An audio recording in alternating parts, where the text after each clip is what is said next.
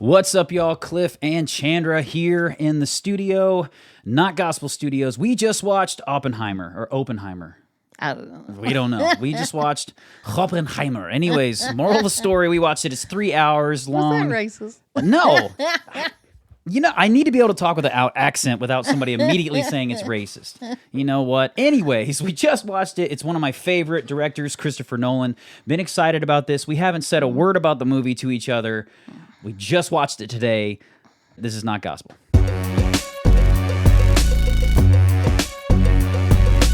Did you like it? Did I like it? Yes, I liked it. How much? I Like on a definitely- scale of 1 to 10. Okay, the quick and dirty of whether or not I liked Oppenheimer. I'll give it a 7 because 8 and 8.5, 8 to 10, I'll watch again. I don't know if I'll watch it again. So maybe it's a 7.5. Really good movie, but I think I got what I needed from it, if that makes sense.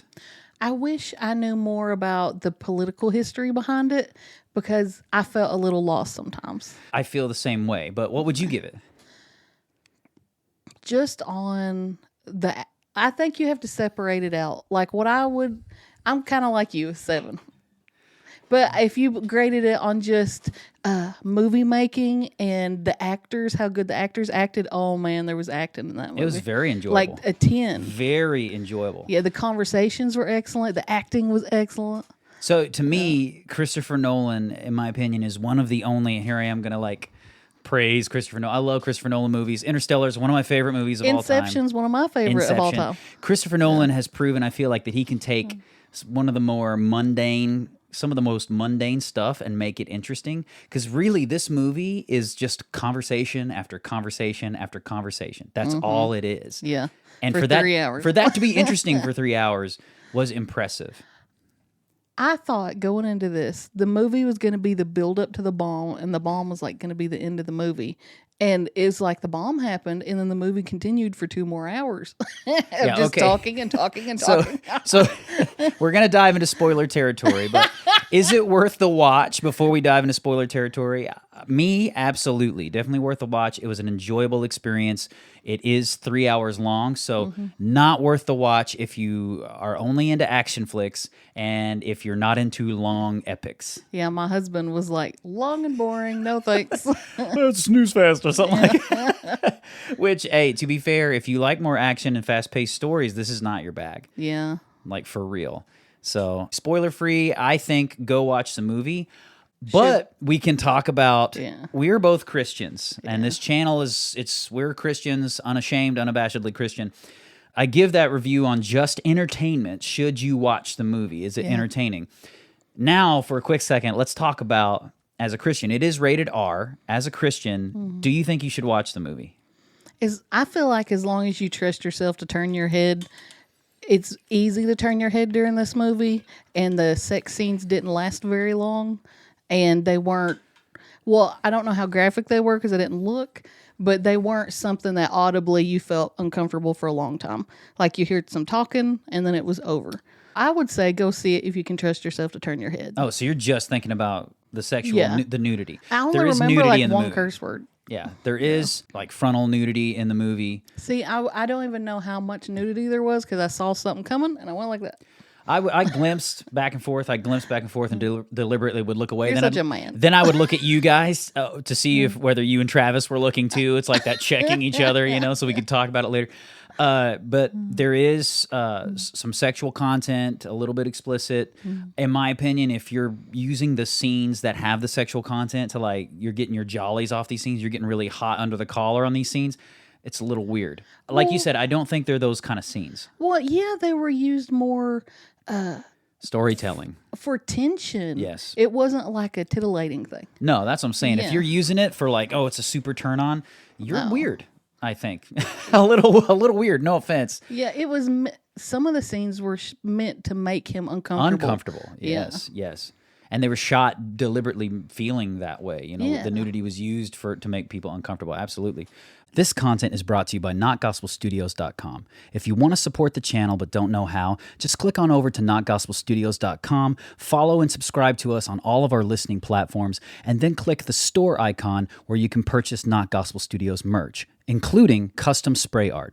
If you'd like your own custom spray art painting, just click the custom spray art icon, and as you're checking out, in the additional notes section, tell us what you want on your painting.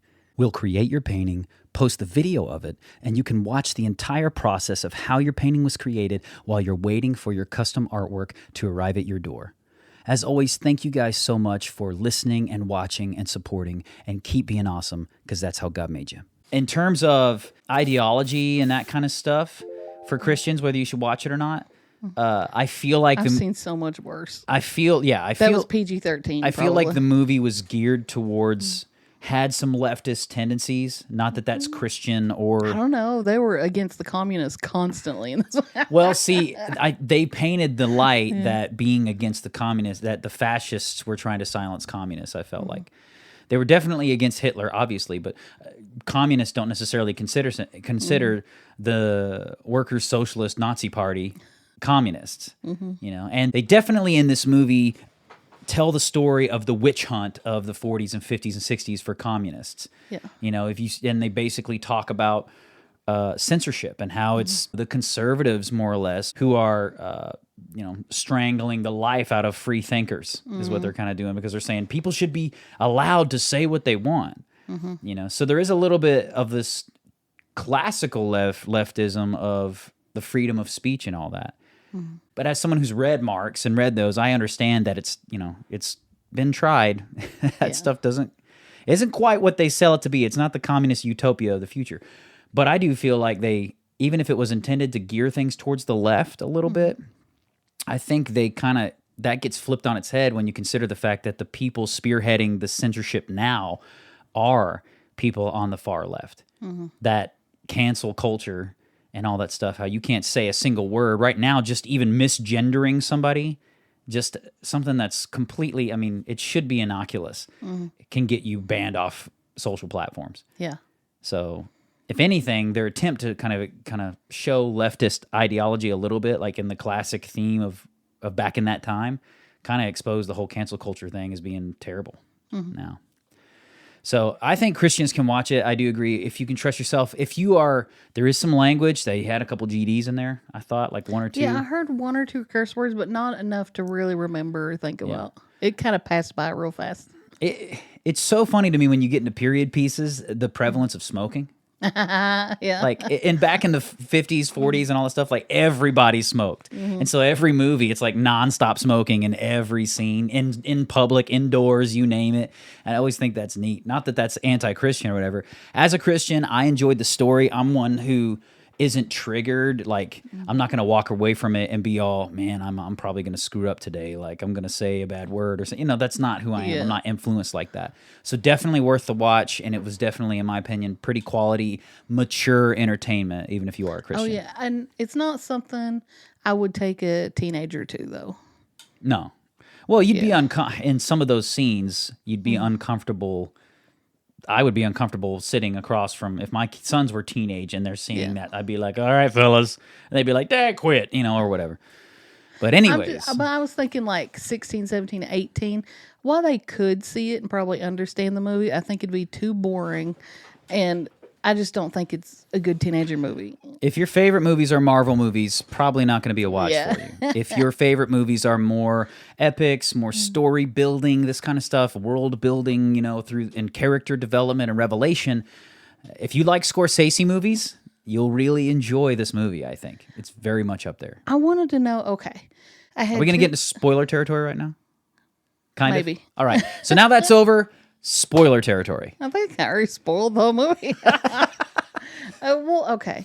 About the actors. So much incredible acting. Yes. I mean, what's her name? Emily Blunt? Emily Blunt. Oh, my goodness. Okay, so amazing. in the scene, in the interrogation, when the prosecutor's coming at her, and at first you think she's going to be the neurotic, alcoholic, nervous, bumbling wife, and then she just plays him so hard. Yeah, it shows that she's a genius, just like Oppenheimer is. Yes, she crushed it. Very great acting. Yeah. And then Cillian, the main dude. Oh, yeah, he's a great actor. Unbelievable. Man, he's weird looking, but in a wonderful way. Like in a wonderful way. But I was going to say, out of all these... so many actors. Yeah, I was going to say, non-stop. out of all these actors, though, that pulled me into the movie, seeing Matt Damon pushed me out a little bit. Really? Yeah. I mean, he did wonderful acting, but it just kind of drew me out of the time period and stuff. I loved his character. See, the person that I feel like did that to me was Robert Downey Jr. Oh my goodness, he should get an award. I felt like he did a great job in the movie. It's similar to what you said to Matt Damon, but it took me out of it a little bit. You're a big Marvel fan. But he did a great job with his character. But he wasn't even an ounce of Iron Man in this movie. Yeah, he wasn't. Totally different. Yeah. And the Matt Damon to me, similar thing. I thought, but it wasn't the feeling you got. I got that feeling with Robert Downey. With Matt Damon, I loved his character, and I felt like he did a great job and didn't get taken out of it. But Robert Downey did it a little bit. I wanted to ask you a question. Okay. This really does spoil things in the movie. That's what I'm saying. Spoiler territory now. Okay. All bets are off. Oppenheimer had the affair with that girl who committed suicide or possibly got was murdered. Taken out. Yes. Well, and it seemed to insinuate that Oppenheimer didn't know if she committed suicide or if she was murdered because of their relationship. Yes. And her being a communist. Do we know for sure what it was, and I just missed it? Or number two, was it Casey Affleck's character that murdered her? Because he came in as like he was a straight up gangster. Yeah, he definitely had that. He was the waterboarding CIA agent or whatever it was who was going to take you out. He was scary. Yeah. The look in his eyes was like, he did a great job. I will murder you. Like, he did not care at all. Tell me what I need to know so I can go ahead and murder you tonight. Like, that's the vibe he gave, which was awesome for the character he played. It was intimidating. Yeah. Like, and I've not been intimidated by him in the roles I've seen him in. Yeah. I've seen him in ones where like he seemed like a guy you want to sit down across from and talk to. That guy was like, I don't want to sit anywhere near him. Like, he's giving me the heebie-jeebies. He did really good. Yeah, he did a great job.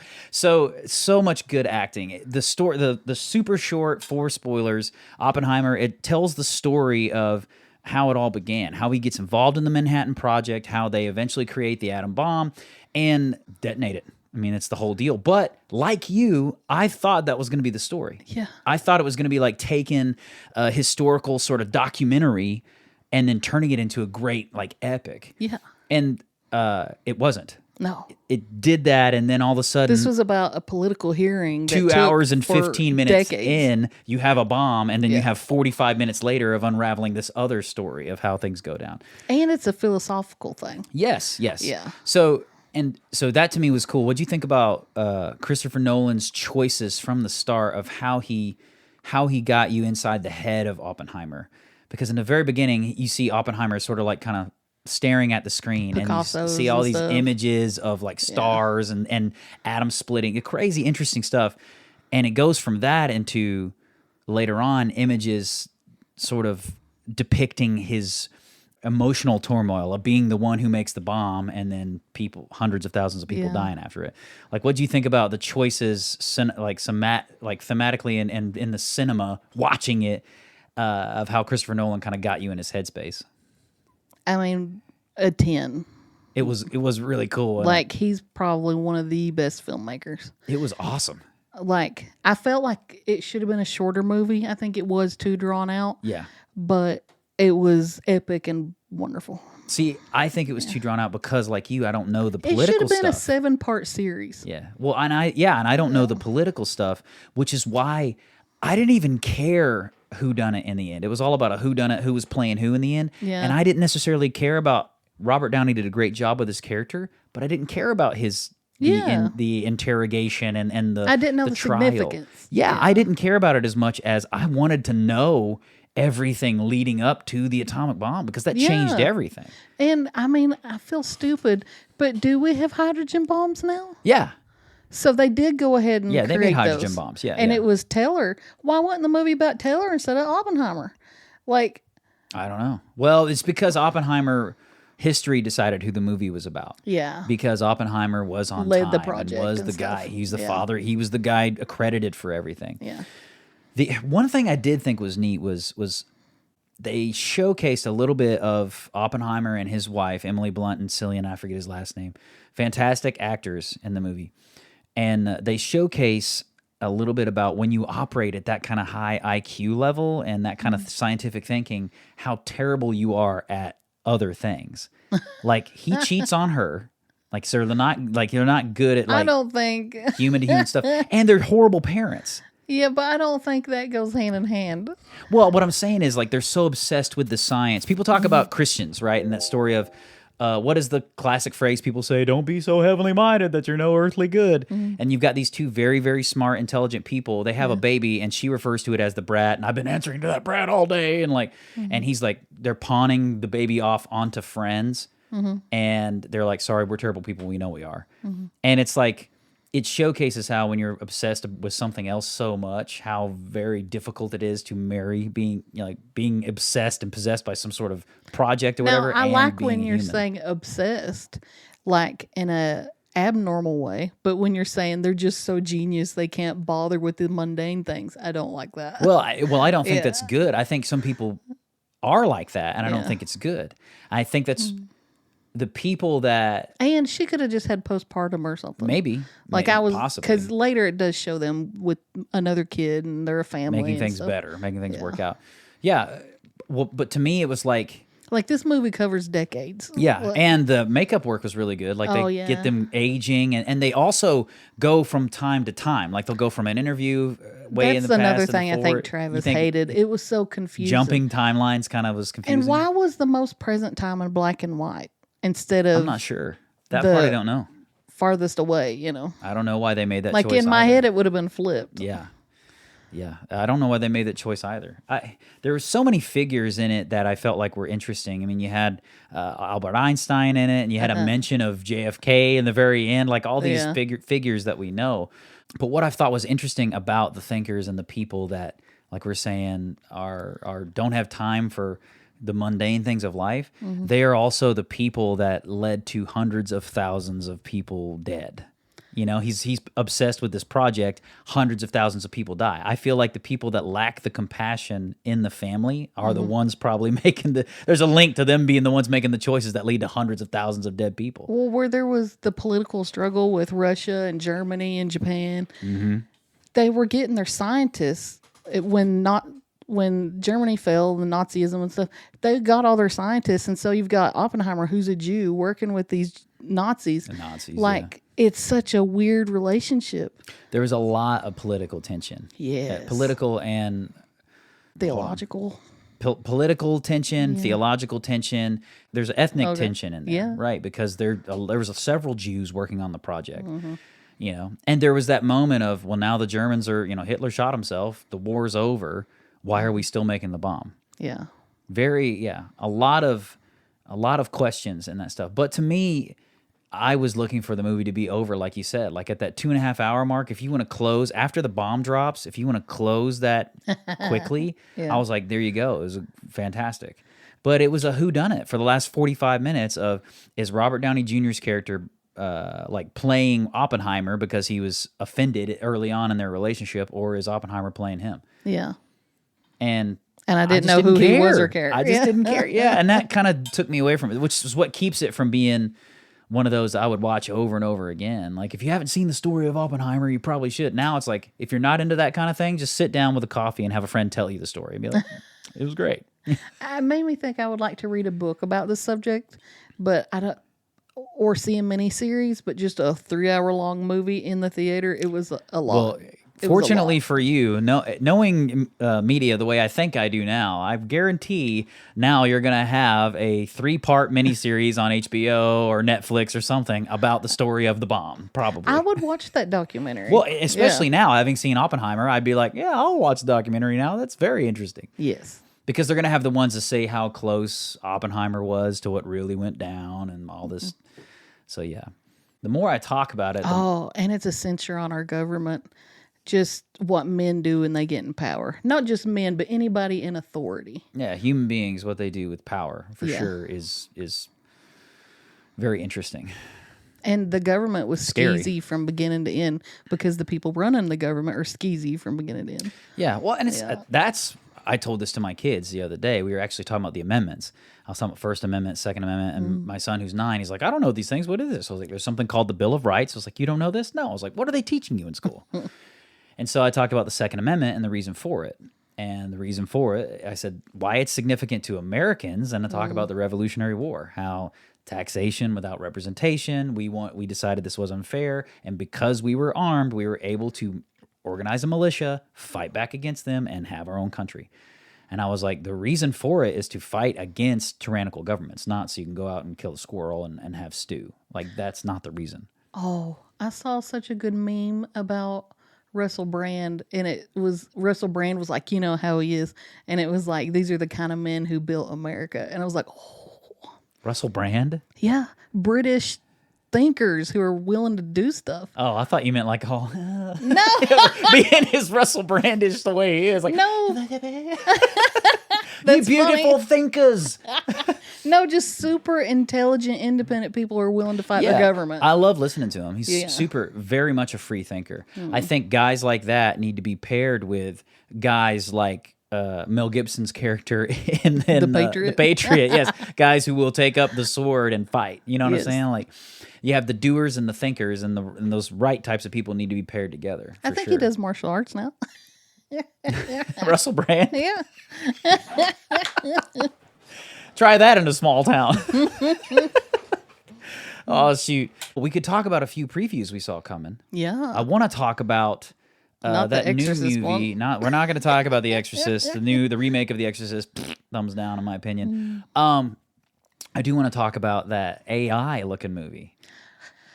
I don't know how I feel about that one. That little kid with holes in the back of its head. Okay, so there's a new AI movie coming around that feels like Terminator, kind of remade. It's like, we've made AI, now they've come to kill us. They dropped their own bomb, and there's been a war going on forever against AI machines, and their secret weapon is a child. I felt like that was predictable. But it's a robot. But it's like a robot human child. robot. It's like an android. But it has to eat. Yeah. So it's like I was saying, it's like a half I know. robotic, half biological. I didn't like it. I feel like it's an interesting take on it, but I'd I kill feel it. like some of those themes have been rehashed too many times. It's what you expect. Our secret weapon is a robot that looks like you and is innocent. You would never kill it or whatever. Yeah, You know? I'd kill it. It's got a big hole in the back of its head. It's got no brain.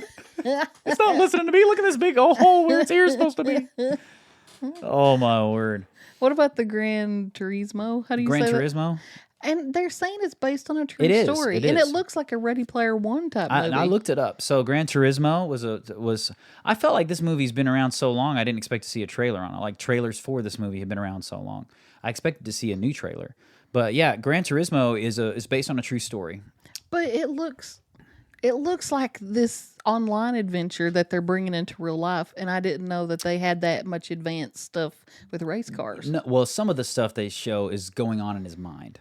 Cinematic moments where he's driving the game or whatever, and they're playing pretend like he's imagining himself in the car or whatever it is. That's not actually what happened. Gotcha. They had him in simulators and stuff, I'm sure. But yeah, it's a true story about a racer who he wound up placing third in a couple of different competitions, and he never was like the best of the best in his arena, but he was one of the best players of Gran Turismo, the video game, and wound up making it into being a professional racer. It was kind of a political stunt, or not a political stunt, promotional stunt for racing. And it wound up working. He wound up being a fairly successful racer. Interesting. But they put him through, like showed months and months of training and physical training and everything. So. Well, my husband fixes computers and stuff like that. And I always wondered if he was born 200-300 years ago, what would he be a racer? No. For Gran Turismo? No. What would be his thing? And I think it's kind of like that with that movie. Like, he was just in game world and stuff, but he could really be doing stuff in real life. I've talked about that a little bit with my kids even, that games are a distraction from what you could be doing. When you accomplish things on the game, you feel like you're accomplishing things. Even something as innocuous as Minecraft. I like Minecraft with my kids. I enjoy it. But then we build a house out of these blocks. We chop down trees and build a house and make a fireplace. And it's like, this is super cool. Yeah. But we learned zero skills that actually apply to making a fire, building a home, all this kind of stuff. You know what I'm saying? But we feel this sense of accomplishment because we created something in a digital space. And I feel like it's very distractionary. I wanted to talk about Christopher Nolan's use of the auditory things. Oh, yeah. So that's part of it. This where sometimes you're hearing certain sounds versus other sounds. He's talking and you hear them applauding. And then I heard a scream. Did you hear the scream at the end of the speech he was giving? Yes. That freaked me out a little bit. That was crazy. But the silence when the bomb went off, it was just silent. It was pretty and you're epic. just seeing visual stuff. It was So yeah, it kept you engaged. yes. He is a very great filmmaker, and the cinema choices, the cinematography choices he makes are awesome. Well, okay. So you said you didn't see Tenet. Is last time we talked about it. Have you seen it since? Oh yeah. You watched Tenet? Yeah. Oh, okay. Well, the Remember we talked about it, and you said that the sounds were too much for you, the reverse and forward and everything. I couldn't handle it. It gave me anxiety. I didn't want to have a repeat of that in this movie. I was like, it'll ruin the movie for me.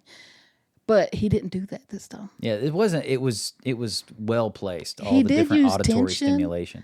with the violins and stuff, but it wasn't like this pounding thing. Like To me, in it's Tenet. like Interstellar. Like the soundtrack probably isn't as good as Interstellar's, but those moments are so iconic. Some of those scenes in Interstellar because the score with what's happening. It's just the marriage of all that is awesome. But what I don't get is, so he did Inception, and then he did Interstellar, and then he did Tenet. I think that's the order. And now this, Oppenheimer.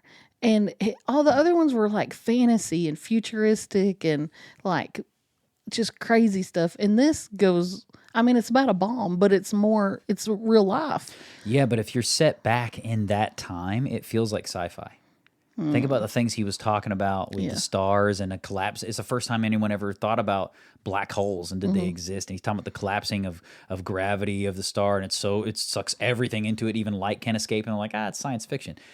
To me, I'm beginning to think how long before we crown Christopher Nolan as like one of the greatest sci-fi like directors out there. And this touches on that sci-fi realm a little bit. You know, it's a historical piece, but the science is so ahead of everything else at that time that it's an opportunity to do a historical piece while you're still kind of dealing with sci-fi stuff. I think that's why he excelled in it so much. I've seen a few like shorts on Instagram and providers of content who've said things as Christians. They said things like, they believe that demons are disembodied spirits. Like they're demonic. They're looking for something to inhabit. And they don't always have to inhabit humans, because in Scripture, Jesus went to Legion and the demons said, "Send us into the pigs." Now, with the presence of AI and these AI platforms, there are some Christians who are presuming that you're going to see AI entities wanting to be worshipped and secretly trying to influence people in demonic ways because they will be possessed by demons, is what they're thinking. Like, I think that's like a fun cartoon for a teenager or something, but I don't think there's any realisticness to that. You don't think AI could ever get to where, much like a pig's not a human, you don't think AI could ever get to where demonic entities could reside in them? Well, I think it has something to do with the blood, which is why Jesus was sacrificed. I think it has to be a physical being. I don't think computers would do anything for it. I think they could use it. Short of an android, somebody that's like a biological human and machine thing, like you don't... like the Creator movie. Like the Creator movie. Like that kid is demonically If there was some influenced, little soulless human that was half AI, then yes. Sure, it can be demon possessed. I don't know how I feel about it. With the presence of the Legion story in the Bible and how they went into the pigs, I don't know if AI won't be, from the get-go, the first big AI machine we come out, harboring demonic influence. I think AI is only dangerous because humans are dangerous and we're the ones giving it ideas. Oh, okay. Well, AI is not a problem, so eat that, Elon Musk. Take that. Take that years and years. I think it is dangerous, but because humans are dangerous and we use it bad. Take that years of sci-fi movies down the toilet. Terminator, yeah, right. AI, easy. If you like this clip from the Not Gospel Studios channel, don't forget to share. Click on one of the other links and videos. You can find them here and subscribe. I think it's down here. Tell your friends about us. Tell them that it's healthy, that it's vegan, and all of those things. Keep being awesome, because that's how God made you.